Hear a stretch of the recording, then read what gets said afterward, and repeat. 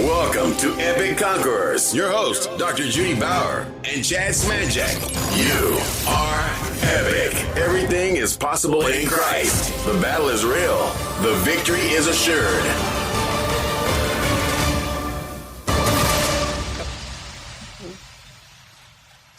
Big welcome to everyone that's listening to our Epic Conquerors podcast. Thanks once again for joining in. You know, life has so many twists and turns and zigs and zags, like Mama J likes to say. Yes. And I think this month's been a month of zigging and zagging and up and down and all over the map. In life, it's funny how we tend to find that we either need some kind of inspiration or we find that it's actually the desperation in our lives that really brings us through situations. And I think, we all have, we've been chatting offline, and I think we've all gone through some strange experiences over the last 30 days that have, shaped us in different ways. So we're discussing. Chad, I think that's why Epic Conquerors is so powerful, because when we put these episodes out on Mondays and Fridays, and we keep changing our topics and we move through areas that people don't really talk about, this is such an important podcast, actually, for our listeners to help their friends subscribe to as well and share it with them, because you don't know what other people are walking through, and it could be just one of the things that we're talking about that could literally set them free. So I really thank God for this podcast and for you on the podcast as well, that we co-host this together. I think it's such a powerful ministry that God has given us, and I'm grateful for it.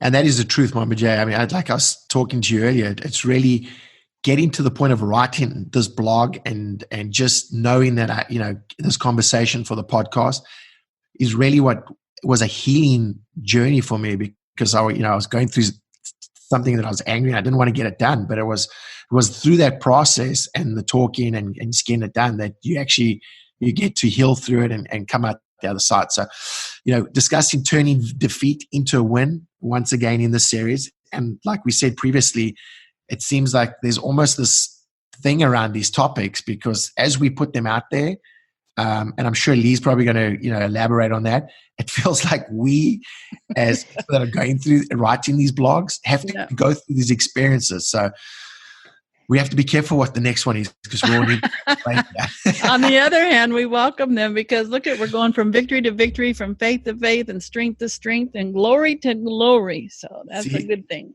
Mama J, that's why we have you to pull us through that right there. There you go. So tonight we welcome in Lee. Tonight we have Lee Smith back, and we're so excited about that, to come and share some of her life experiences. I think everyone knows who Lee is. Lee's the one who's responsible for putting these podcasts together and doing all the amazing work behind the scenes. And we just love it when she gets on and shares her life journeys, which are, very inspirational and educational for a lot of our people that are on this podcast. So Lee, welcome, and thank you so much for being a guest tonight on the Epic Conquerors podcast.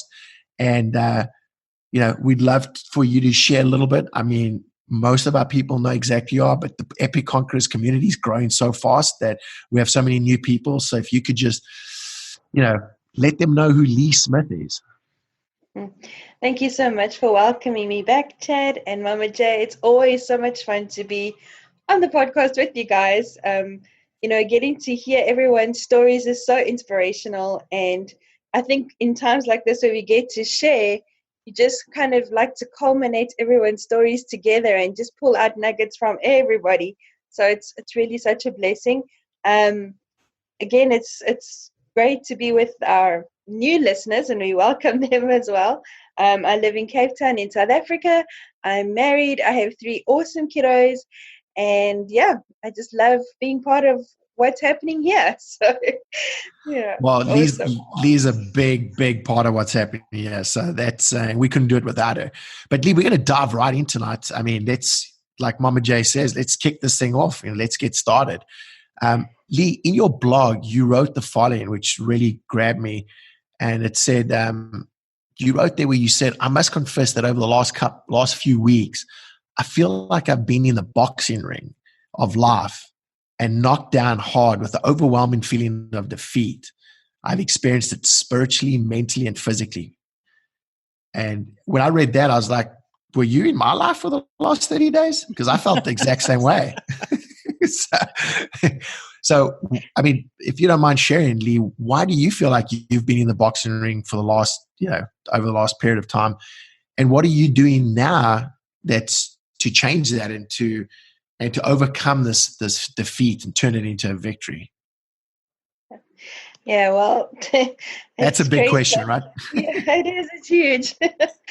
But it is strange, like you said earlier, how we seem to experience things, and Father really puts us in the ring basically of life when we have to share these topics and just share with our family and friends how to overcome all the different situations. But this one was really tough. I'm nearing that wonderful age where life begins, which is 40. I'm very excited about starting life. Still a spring chicken. Yeah. But my children are now at the age where things in life when I was their age just kind of went a bit south, concerning family situations and things that was happening. It's one stable family basically just broke apart, and I don't know, wrong decisions were made, and anyway, all the consequences of everything was pretty overwhelming. And it's things that I think I was carrying for a long time, and I see how innocent they are, and how they still have the whole world ahead of them. And so I don't know, just this last month something triggered that it just became overwhelming, and I needed to deal with things of the past. And I don't know, some people might refer to midlife crisis. I don't know quite if that's what it was, but just having to deal with really deep-rooted issues of, self-worth and all kinds of things that are linked to that, and anger, and, putting myself in the shoes of the people that were in my life then, and angry at them for making wrong decisions and all kinds of stuff. And, going into that deep sore space in our lives is really tough sometimes. Lee, I've encountered this a lot with people, having been pastors for 25 years and in ministry for over 40, done a lot of counseling and stuff. But what can happen in our life is when our kids reach an age where drama or trauma happened to us, we then seem to experience that thing just come and erupt all of a sudden in our lives. And it's quite a phenomena.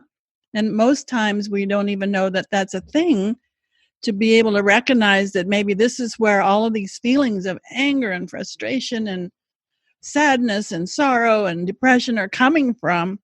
So I just applaud you and thank you for writing your blog in the midst of all your pain and heartache, and being willing to share it now in this episode, because there's listeners that are going to hear this when we first drop this episode, but all along in years to come as people will listen to it, that maybe don't really understand where life seems to be going along okay, and then all of a sudden they're just bombarded with this train wreck load of emotional feelings and anger, and like you said, and frustration. And if they could realize that maybe it's the age of their children, where it happened to them when they were that age, is causing this whole thing to just mushroom like a volcano. And so maybe you could just share now, with that thought in mind, then how this began to manifest in yourself so that you could see it and then begin to move through it. Yeah.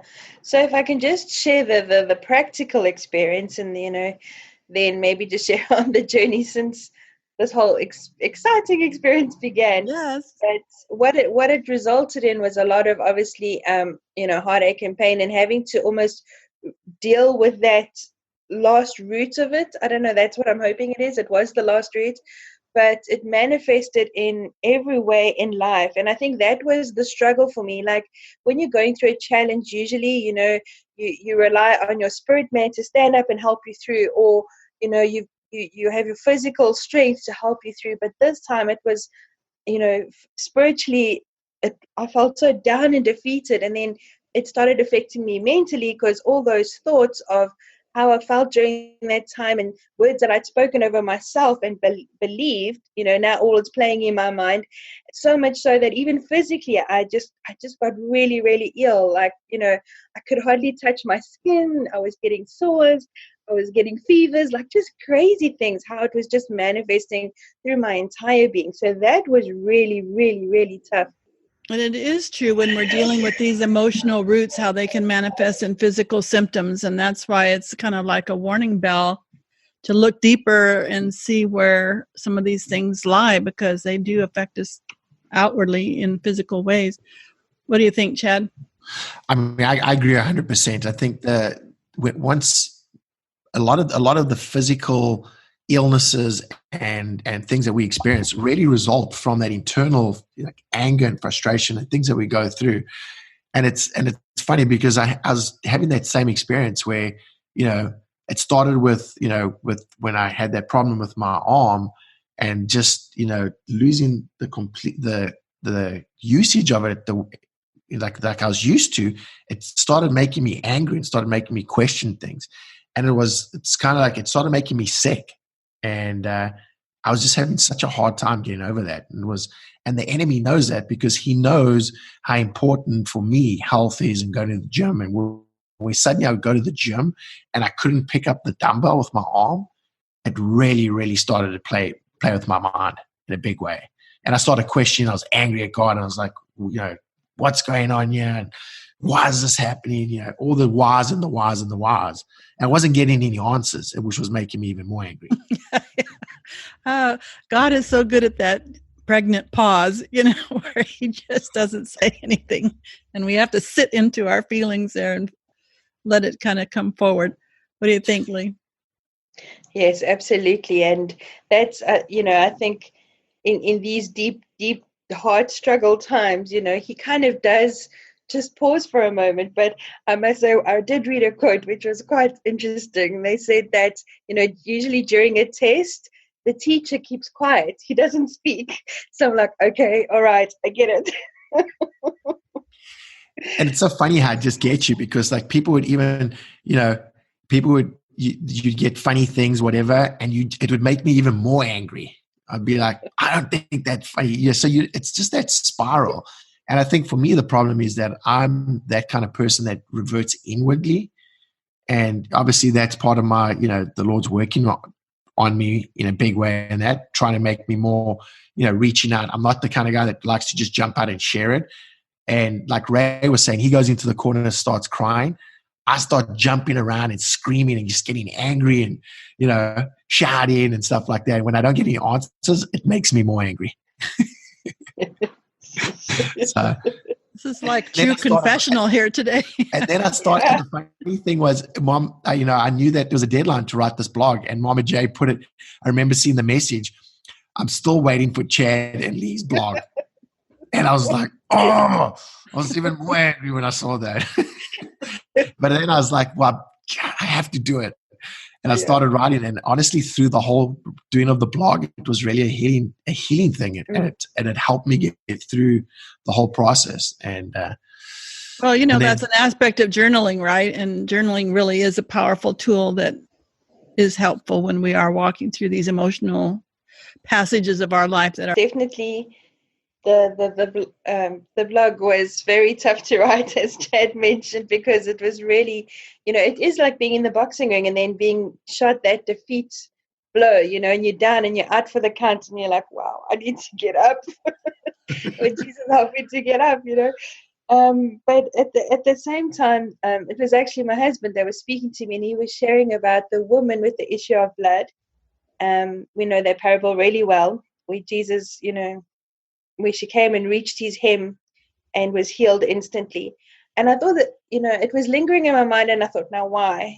And it's not so much this piece that we read in the Bible, but it's the in-between pieces, I think I could identify with that absolute desperation that she was feeling, after getting that defeat blow, saying, listen, yeah, girl, there's nothing we can do for you. This is kind of it for you, Took all your money and that's it. We can't do anything.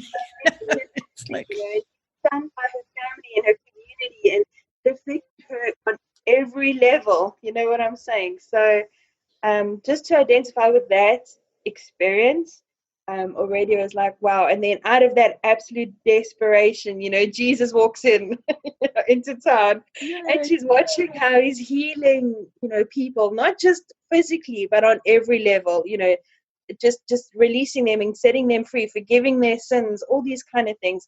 And then I realized, wait a minute, forgiveness is key to the beginning of the healing process as well. That's why Jesus forgave sins first before people were healed. And the Pharisees were like, how dare you? But he's like, excuse me, I forgive sins, And that's where I start. It's a complete healing. So that was a powerful thing as well. And yeah, guys, when Jesus walked in came hope. And for the first time, I think for her as well, having that face-to-face experience and seeing here is hope, And I think it was hope that came and basically then lifted her up out of her defeat and said, listen, here we are. We're going to do this. There is hope. And touching his hem was there and restored her and healed her completely. So much so that it even inspired Jesus to say, greater faith have I not seen. Your faith has made you whole, So that was really, really powerful, that story. And like I say, just connecting with the in-between part, the emotional, the human part of it was really, really powerful. Yeah, definitely. Yeah, because she had to push through the crowd with her condition that she had. She was supposed to cry out unclean, and people were supposed to move up and make a way for her to pass through without touching them or anything. So that also right there is very indicative of us when we go through an emotional crisis. It's very painful. Like you said, even your body skin felt sore and sensitive, didn't want you to be touched. In that same way, this is kind of the dynamics that's also happening. Not only is she now have no hope, as according to the doctor's report, but still then the pain of being excluded by everyone and not being able to be embraced by anybody, I mean, that is just was really a tough spot that she was in. Yeah, and I think the shame she felt, that was a big thing. And I think often when we go through these defeating times, it feels like defeating times, there's such a shame that comes upon you, that you don't want to be around people. You kind of want to hide away. People mustn't know, what do they think of you? And every single person that you speak to seems like, okay, they must be thinking, the worst things about me right now.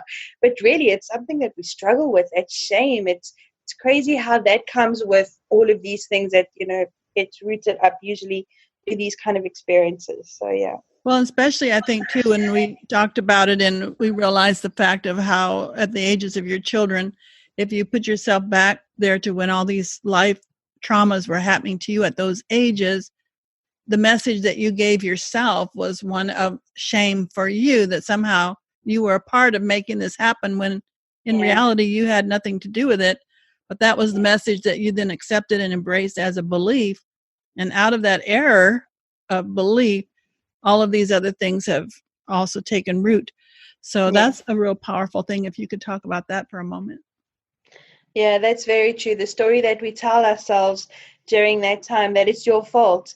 And I think my whole life existence up until that point was that, like, for me, love was always conditional in my childhood. So this experience that we had here just kind of amplified it. And I've really carried that, unfortunately, through my whole life. And, I've always tried to please people and make sure that they're happy and do my best that I could, and then be very sad when they're not happy and realize, okay, maybe I'm not doing my best. So it really was such a crazy space. But I think there's a lot of us that do go through that, and have those thoughts as well. It's something that we've gone through that's been with us our whole life. And, what Jesus does is he uses that, but he turns it around into a testament. Once we've overcome that and we get that healing from the inside out and we forgive, it's amazing how forgiveness is the start of everything. It's just absolutely awesome. So once we start to forgive, that healing starts happening on the inside, and then the processes go through. But you have to go through the process. That was another thing I learned through all of this. It's as painful and as horrible and as desperate as it is, if you cling to hope, you have to still go through that process of feeling, of being, fighting these thoughts. And oh my goodness. But the minute you get over that hump, over that battle, you stand up again in the boxing ring. Oh my goodness. That healing comes from within and out, and then it manifests and manifests and manifests. And really, I think I'm almost at the end, and I'm almost seeing that victory hand raised.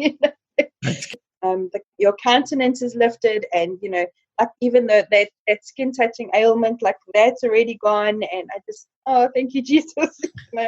And then you can be strong and move forward and look at life differently. It's a mindset change. It's a heart change. It's a physical change. So, well, it goes back to that story too, right? The story that you continually tell yourself, because it's really that story. Like we when you get stuck in it, it's that story that you continually tell yourself is that what's really keeping you from getting that victory or getting through that process, because we allow our story to become our reality instead of our story to be the fact that we already have the victory. Our story is about, like we were just discussing now, how angry or frustrated or whatever it might be, and it becomes a perpetuating reality for us. And I think that's what gets us. It's almost like you get stuck on that merry-go-round, and until you jump off, like you said, and change that state, you go, whoa, it wasn't that big of a deal, but I just allowed myself to get trapped.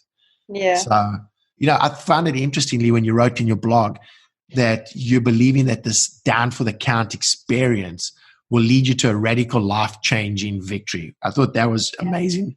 Great. Just the way, that kind of grabbed me. And why did you write that? And when you wrote it, how was that applying to your life at the time? Like, how could you internalize that and perhaps share where that came from? Yeah. I heard a description, I can't remember where it was, but someone once described, he said that, our life, because of hurts and things that we go through in our life, we build a facade.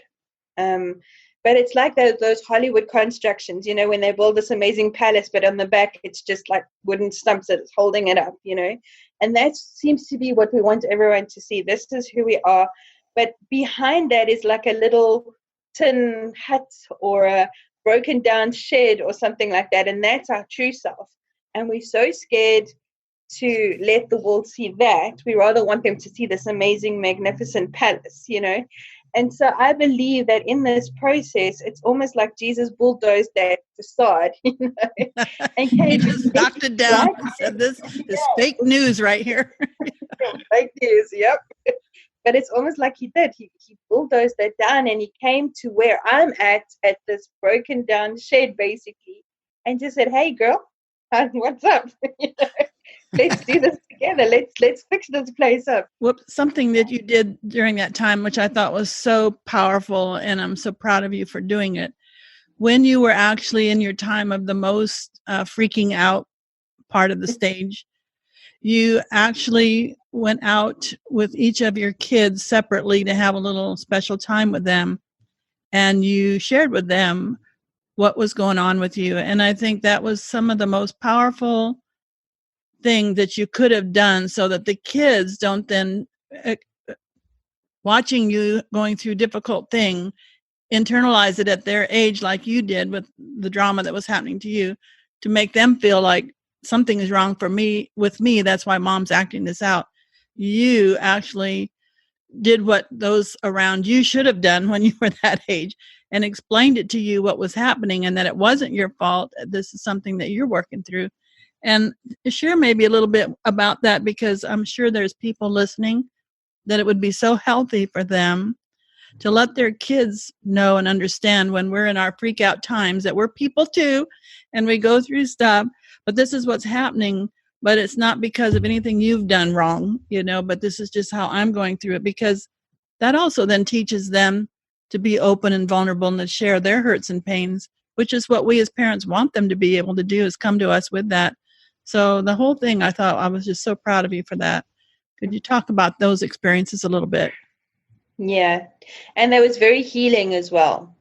Just being able to sit with each of my kids and having them actually share, just what we did was I found something that I knew each of them liked. And then I said, okay, today's Hannah's day, and today's Noah's day, and today's Abby's day.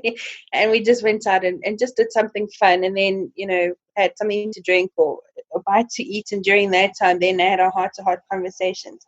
And with my eldest daughter, Abby, and with Noah, the support from them is just like, Noah's like, Mom, you're adventurous. I love that about you, And I'm like, wow, really? To hear that from my son was, even during this time, was just so edifying and just lifted me up, And then with Abby, she was also just sharing all these things that I mean to her in her life without me really prompting it. It just flowed after I explained to her all the things that I was going through. And so, that was wonderful. But then my youngest, Hannah, is very much like me. So she immediately said, okay, I thought I was doing something wrong. And then I explained to her, no, absolutely not, sweetie pie. I explained to her what was happening. And then I said to her, if you ever do something wrong, I will tell you you are doing something wrong.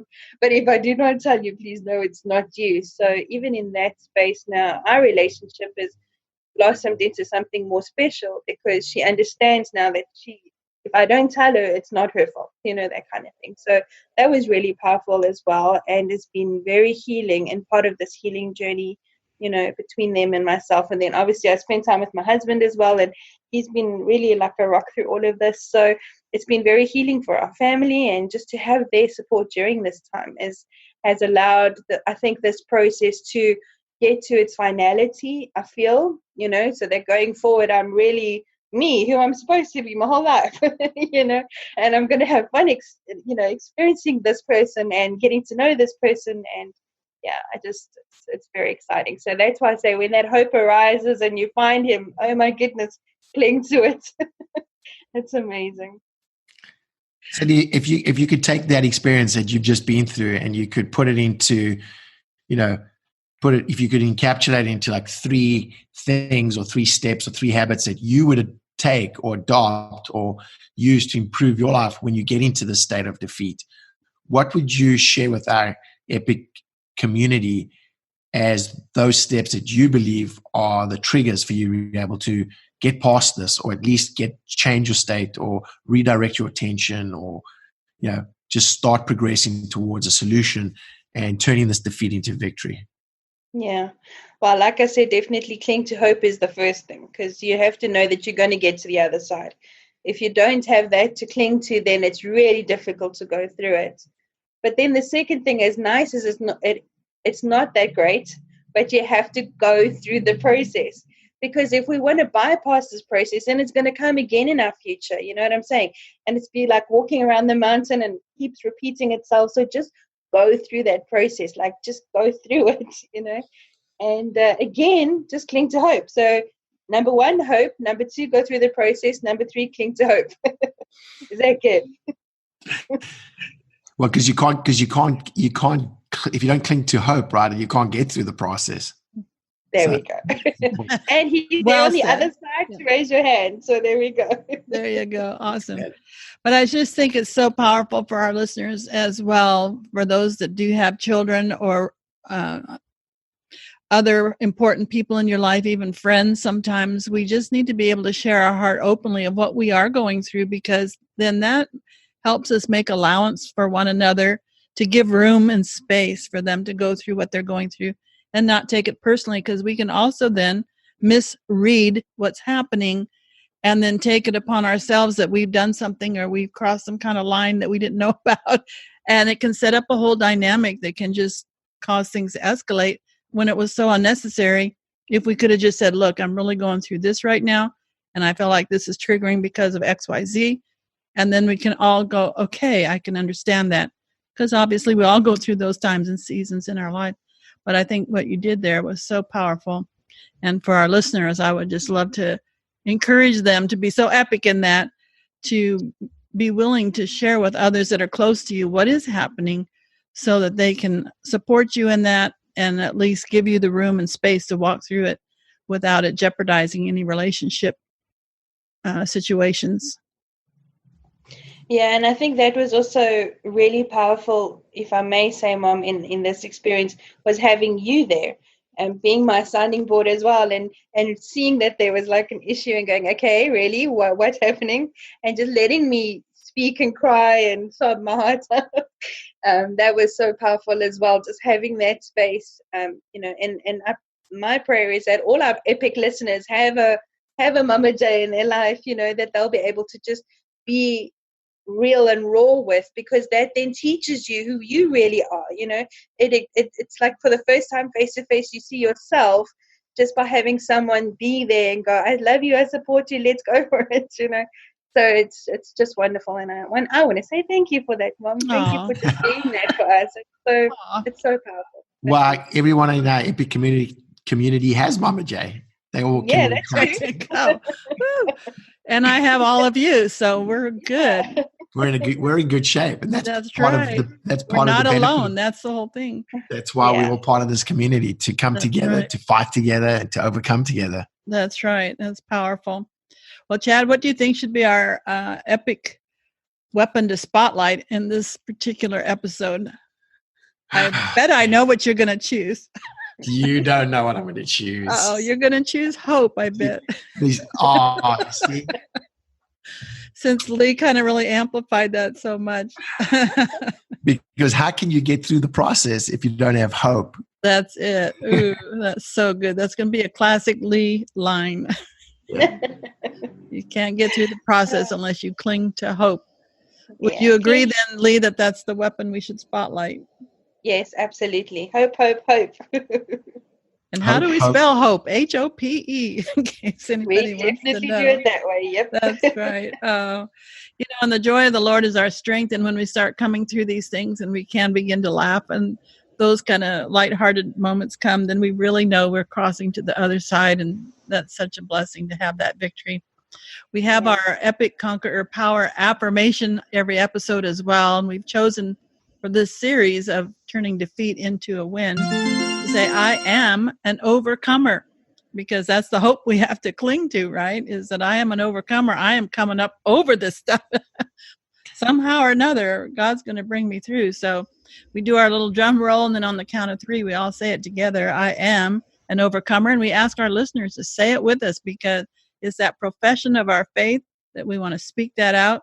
And we want it to drop deep into our heart that that's the real reality, that because we are in Christ, we are more than conquerors. We are overcomers. So drum roll, da da da, 1, 2, 3. I am an overcomer.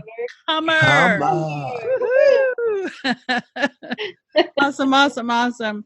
Every Monday and Friday, we drop episodes in our Epic Conquerors podcast, and we're just so excited to have our listeners. Thanks for subscribing, sharing it with your friends. We really appreciate that. And we invite you to join our Facebook group. Just search for Epic Conquerors, and it'll take you right to us, and we would love to have you join our community.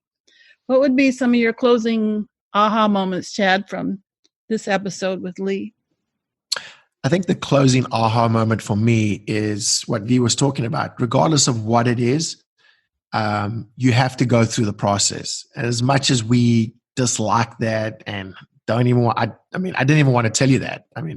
But that is the reality, because it's the process, and through that process where we get the refining and the trimming, and the Lord gets to work with us. So no matter what it is you're going through your life, just understand that it's a process. You will get out the other side. Cling to hope, and just know that the victory is ours. I love it. What would you say in closing to our Epic Conqueror community, Lee? Cling to hope. Oh, that was too simple. But also, that obviously forgiveness is the beginning of healing. I think that's a very valuable lesson. Yeah, that's a good one. That's a good one to leave everybody with. Yeah. To step into forgiveness of those that have wronged you in your past, in your childhood, or whatever, or presently, because that's where the healing process can begin, is in the power of forgiveness. That's awesome. All right, our Epic Conqueror community, we're going to say ciao for now, and we'll see you on the next episode. Have an amazing overcoming day and week, because we are more than conquerors through Christ. That's why we're epic. All right, bye-bye. New Testament evangelism and discipleship training. The Master's Class. Online courses created for 21st century believers. Experience His joy and a front row seat to miracles. Start today. Eternity matters.